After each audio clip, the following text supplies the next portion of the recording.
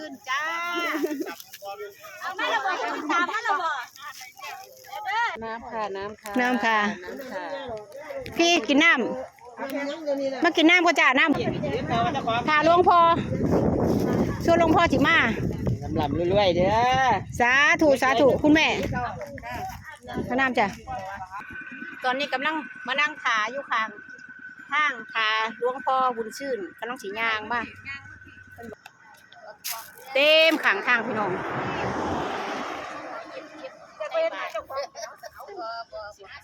เตรียมน้ำเตรียมขนมคนบอกเอาปัจจัยทำบุญสักก้อนจะค่อยไปหน้าก่อนที่นี่เนาะโน่ที่บ้านว่าสิไปใช้ปัจจัยบาทน้ำมูกก่อนเอายังเสียหลักเขาไม่ได้มียังกระใส่แล้วแม่โซลงตาจะมาทางเฮ้านี่จักปีจักมานี่เนาะ